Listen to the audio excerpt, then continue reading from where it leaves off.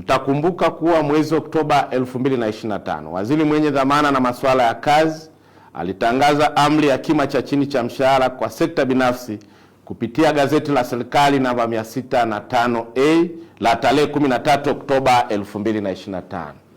Amri hiyo imeanza kutumika rasmi tarehe 1 Januari 2026.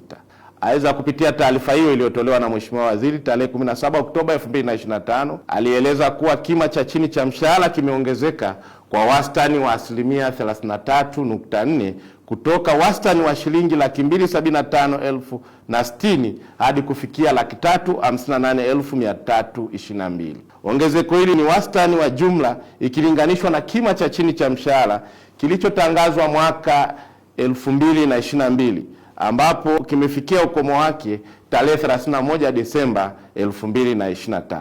Kwa msingi huo, ni watake waajiri na wafanyakazi wa sekta binafsi kuelewa kuwa viwango hivi vya kima cha chini cha mshahara vimeainishwa kuzingatia sekta kupitia jedwali la pili la amri husika, ambapo sekta mbalimbali ikiwemo sekta ya kilimo, sekta ya afya, sekta ya mawasiliano, usafirishaji, sekta ya hoteli, madini, biashara na viwanda, shule binafsi, huduma za ulinzi binafsi, nishati, uvuvi na huduma ya baharini, michezo na utamaduni pamoja na huduma nyinginezo. Nitumie fursa hii kuwaelekeza maafisa kazi wote nchini kuendelea kutoa elimu kwa wafanyakazi na waajiri juu ya kima cha chini cha mshahara kilichotangazwa na utekelezaji wake unavyoendelea. Aidha, nitoe wito kwa waajiri na wafanyakazi wote wa sekta binafsi nchini kuzingatia viwango vya kima cha chini cha mshahara vilivyotolewa na amri hiyo ili kuweza kuhakikisha kwamba azma ya Mheshimiwa Rais wetu Dr. Samia Suluhu Hassan za kuinua hali za wafanyakazi kama alivyofanya kwenye sekta ya umma, basi na sekta binafsi inanufaika. Kwani mchakato huu wa mapitio ya kima cha chini cha mshahara ulikuwa shirikishi, ambapo serikali pamoja na vyama vya wafanyakazi pia pamoja na chama cha waajiri kwa pamoja walikaa na kukubaliana, na tayari maandalizi, elimu kwa chama cha waajiri, elimu pamoja kwa vyama vya wafanyakazi litolewa. Kwa sasa jambo lililobaki ni utekelezaji wa amri hii bila kizuizi chochote, kwa sababu maandalizi yote yalikuwa shirikishi. Kwa hiyo niendelee kusisitiza waajiri kuwaelewesha wafanyakazi na kupitia vyama vya wafanyakazi vilivyopo kwenye matawi yetu huko, kuwaelewesha wafanyakazi waelewe kima cha chini cha mshahara. Na hapa naomba nitoe ufafanuzi.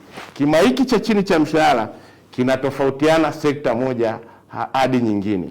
Hii niliyosema ni kwa wastani wa asilimia 33.4, ambapo nimesema ongezeko ni kati ya 275,060 hadi 358,322. Kwa hiyo hapa katikati kila sekta ina kima chake cha chini cha mshahara. Sisi kama serikali chini ya serikali ya awamu ya 6 inaongozwa na Daktari Samia Suluhu Hassan, tutahakikisha haki za wafanyakazi zinalindwa na tutahakikisha wale waajiri ambao watakaidi kutimiza amri hii tunachukua hatua stahiki za kisheria na taratibu nyingine ambazo tumeziweka kadri ya makubaliano ya utekelezaji wa amri hii. Kwa hiyo nitoe rai kwa waajiri wote, serikali hatutapenda kuona migogoro inatokea kwa sababu ya ucheleweshaji wa utekelezaji wa amri hii, kwa kuwa maandalizi yote yalishakwisha fanyika, makubaliano na mazungumzo yote yalishakwisha fanyika, na sasa lililobaki ni moja, utekelezaji wa amri hii. Na nitoe rai kwa wafanyakazi, sisi kama serikali, wafanyakazi wote kwenye sekta binafsi kupitia ofisi ya Waziri Mkuu Kazi, Ajira na Mahusiano, tutakuwa bega kwa bega kufuatilia nyendo zile za waajiri ambao hawatakuwa tayari kutekeleza amri hii, kwa sababu amri hii imetolewa na utekelezaji wake unapoanza Januari, mwisho wa mwezi huu wa Januari. Tutafanya zoezi kubwa la ukaguzi kuhakikisha kwamba waajiri wote wanafuata amri hii ya kima cha chini cha mshahara kulingana na sekta zilivyoainishwa kwenye jedwali.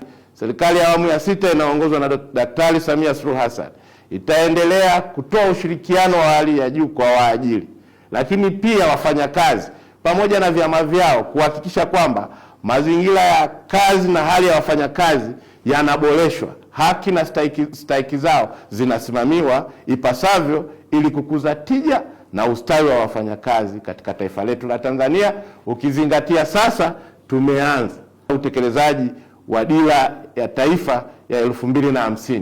Dira hii imeeleza mambo mengi mazuri, hasa katika jambo kubwa la kujali nguvu kazi ya taifa, na hii Mheshimiwa Rais ameionyesha kwa vitendo kuhakikisha kwamba wafanyakazi wote hapa nchini, hasa kwenye sekta binafsi ambayo mimi naisimamia, kuhakikisha haki zao, maslahi yao na mambo yao yote yanaenda ipasavyo kwa kadri ya sheria, kanuni, miongozo na taratibu zilizoweka.